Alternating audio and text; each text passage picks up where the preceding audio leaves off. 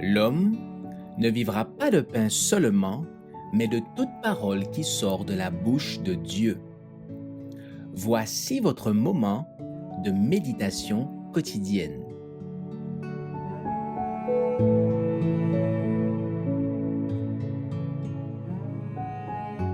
Le Saint-Esprit et les prophètes, le 1er juillet.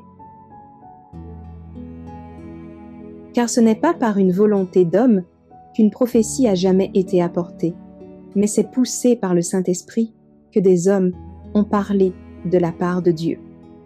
2 Pierre chapitre 1, verset 21. La gloire de l'Évangile réside dans le fait qu'une bonté toujours manifestée recrée l'image divine dans une race déchue.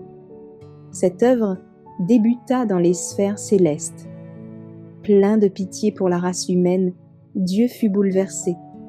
Le Père, le Fils et le Saint-Esprit se consacrèrent à la réalisation du plan de la rédemption. Avant le péché, le Père de notre race jouissait d'une communion parfaite avec son Créateur. Mais sa transgression l'a séparé de Dieu, et l'humanité tout entière est privée de ce précieux privilège. Néanmoins, grâce au plan de la rédemption, les relations entre la terre et le ciel ont pu être rétablies. Dieu s'est révélé aux hommes par son esprit et a fait resplendir sa lumière sur le monde par l'intermédiaire d'hommes choisis par lui. Dès les origines, Dieu, par son esprit, s'est servi d'instruments humains pour accomplir ses desseins en faveur d'un monde perdu. Ce fut manifeste dans la vie des patriarches. Dans le désert, au temps de Moïse, le Seigneur donna aux hommes son bon esprit pour les rendre sages. Néhémie chapitre 9, verset 20. Au jour des apôtres, il agit puissamment par l'intermédiaire du Saint-Esprit.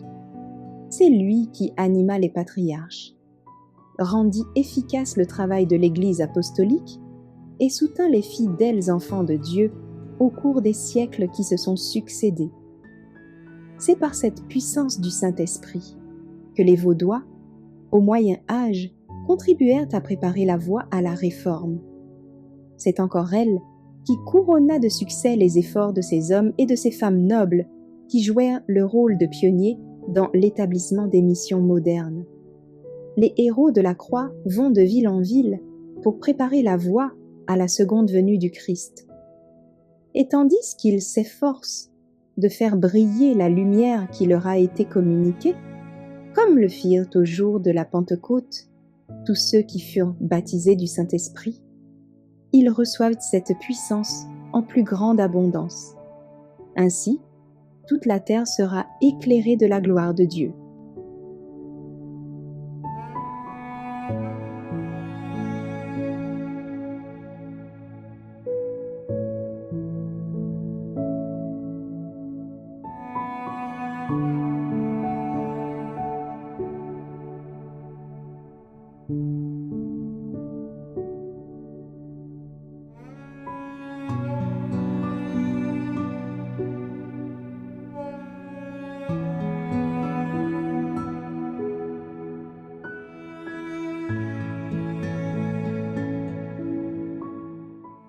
Merci d'avoir écouté cette présentation. Assurez-vous de nous rejoindre demain pour votre moment de méditation quotidienne avec lereste.org.